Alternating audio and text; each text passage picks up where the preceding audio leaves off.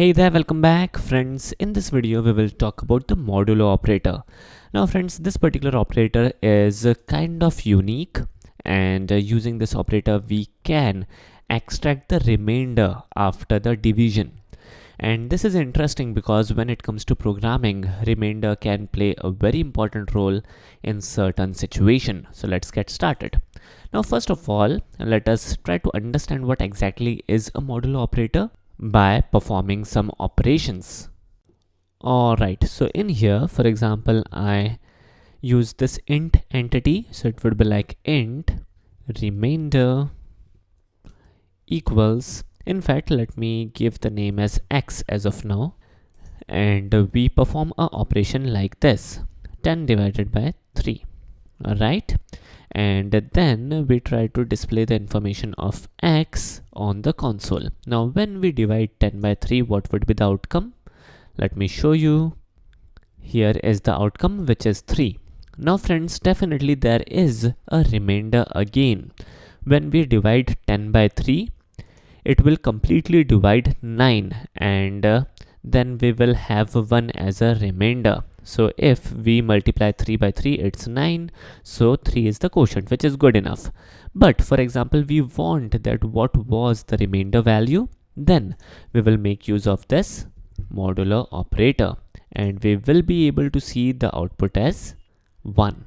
Here we go. So remainder is 1. Now there could be a question in your mind that why we need this modulo operator.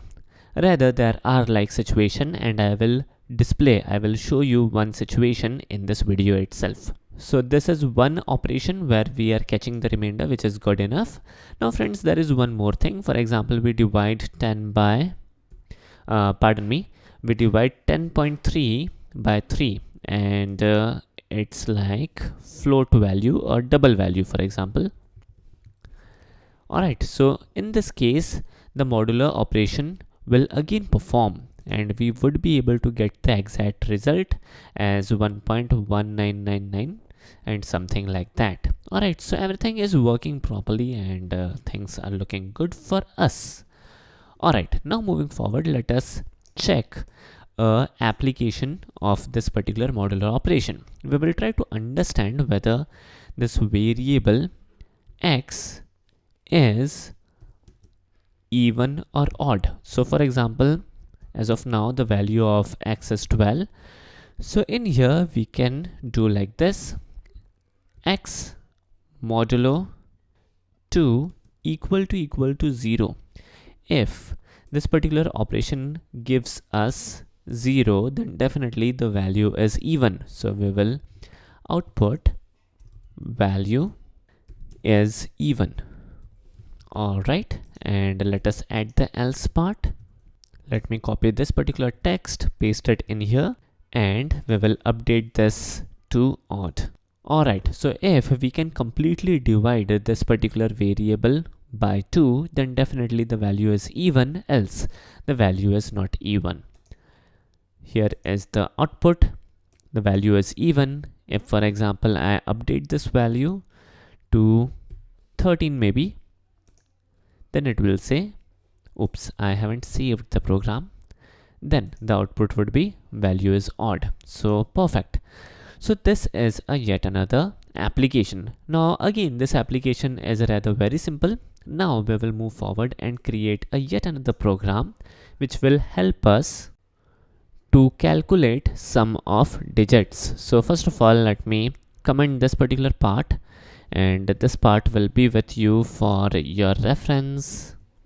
Alright, and in here, what is sum of digit? For example, I say int value equals 1 2 3 4, right? And we want sum of digits. What we want? We want 1 plus 2 plus 3 plus 4. What we want? We want the final value to display as 7, right?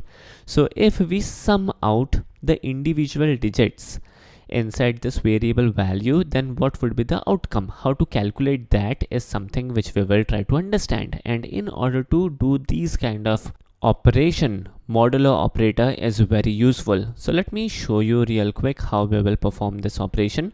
So first of all, what we will do, we will create a int entity which is sum of digits. All right, this looks good. Now let us quickly add in a while loop in here, and the while loop would be a infinite while loop. And what will be the content inside this while loop? There would be a break condition, a break operation, a condition which will initialize the break.